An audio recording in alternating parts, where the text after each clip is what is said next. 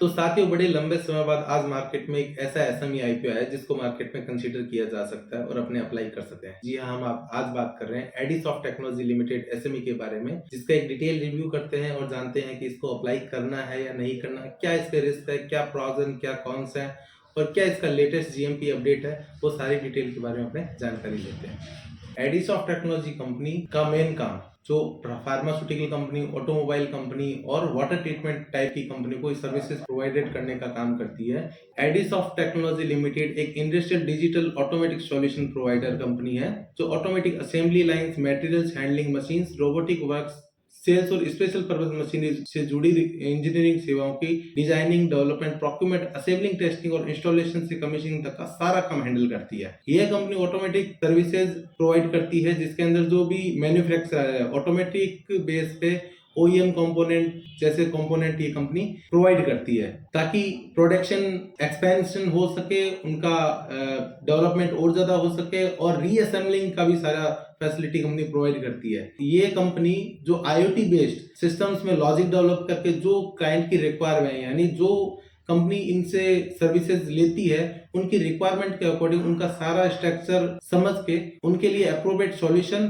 चाहे वो software solution हो चाहे वो हार्डवेयर सॉल्यूशन हो, पूरा सिस्टम उनको डेवलप करके देती है जिसमें सारे कंपोनेंट्स भी ये कंसीडर करती है ताकि वो कोई भी वाटर ट्रीटमेंट कंपनी है तो वाटर ट्रीटमेंट का सॉल्यूशन कर सके। उसमें क्या क्या मशीनरी लगेगी वो भी यही कंपनी असेंबल करेगी, उसके अंदर क्या क्या सॉफ्टवेयर लगेंगे वो भी यही कंपनी असेंबल करेगी।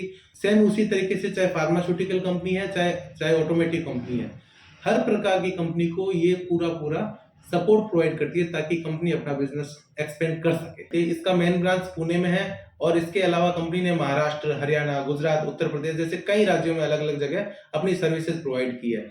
इसमें 2024-25 के अंदर कंपनी ने जो डीआरएसपी में रिपोर्ट किया है वो ये बताया कि इसने अपने आउट ऑफ द इंडिया जैसे बांग्लादेश जैसे में भी अपनी सर्विसेज प्रोवाइड की है। अब यदि अपने बात करते हैं तो कंपनी जो आईपीओ के लिए पैसा ले रही है वो पैसा कहाँ यूज करेगी। कंपनी जो आईपीओ में पैसा ले रही है उसका 37.77% एक नई यूनिट डेवलपमेंट के लिए काम में लेने वाली है, जो इसका एक main objective of the issue हो जाता है। इसके अलावा कंपनी लगभग 10 करोड़ का जो पेमेंट है वो रीपेमेंट जो कंपनी के पास उधारी पड़ी है उसको चुकाने के लिए भी यूज करेगी। इसके अलावा 16 करोड़ 32 लाख रुपए जनरल कॉर्पोरेट पर्पज के लिए कंपनी ले रही है। लेकिन लास्ट कंपैरिजन टू मार्च 25 से लेकर अक्टूबर 25 तक कंपनी लगभग 9 करोड़ की बोरोइंग को डिक्रीज किया है, यानी कंपनी ने 9 करोड़ का रीपेमेंट किया है। और हमें यह भी ध्यान रहे कि कंपनी का ऑब्जेक्टिव ऑफ द इश्यू में भी 10 करोड़ कंपनी जो है अपने बोरोवर से उनको वापस रीपेमेंट करने वाली है। यदि इबिटा मार्जिन की बात करें तो 16.45, पैट मार्जिन की बात करें 12.23%, आरओई की बात करें तो 39.11% और आरओसी की बात करें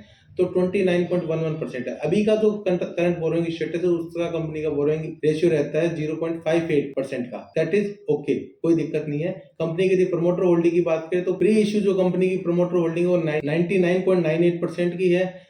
जी हाँ, 0.02% की होल्डिंग कंपनी ने ऑलरेडी मार्केट में पब्लिक को डाइल्यूट कर रखी, तो बहुत ही एक नेग्लिजिबल है। जिसमें कंपनी की प्रमोटर होल्डिंग 99.98% है, जिसके अंदर मेन मुख्य दो ही प्रमोटर है, एक तो अजय चंद्रशेखर प्रभु जिनकी 69.99% के, एक प्रीति अजय प्रभु जिनकी होल्डिंग 29.99% है, जो कि अपनी होल्डिंग को मार्केट में सेल कर रहे हैं। हमें ये ध्यान रहे कि सारा का सारा पैसा कंपनी के फ्रेश इशू है और टोटल पैसा जो है कंपनी को ही जाना है, जिसका ऑब्जेक्टिव हमने ऑलरेडी डिस्कस किया हुआ है। यदि इंपॉर्टेंट डेट्स की बात करें तो आईपीओ ओपन होगा 23 अप्रैल को, क्लोज होगा 27 अप्रैल को। अलॉटमेंट जो 28 अप्रैल को आ जाएगा, जिनको अलॉटमेंट नहीं मिलेगा रिफंड 29 को इनिशिएट हो जाएगा और यदि अलॉटमेंट मिल जाता है तो 29 को आपके शेयर क्रेडिट हो जाएंगे अकाउंट में और 30 अप्रैल को इसकी लिस्टिंग हो जाएगी। प्राइस बैंड की बात करें तो 163 से लेकर 172 का प्राइस बैंड कंपनी ने रखा है। टोटल इश्यू साइज जो है 74.1 करोड़ का रखा गया है, जो कि सारा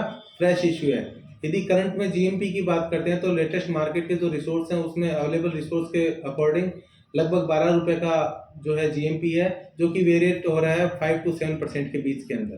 तो अब हम हमारे फाइनल डिसीजन के लिए बात करते हैं कि अपने को अप्लाई करना है या नहीं करना।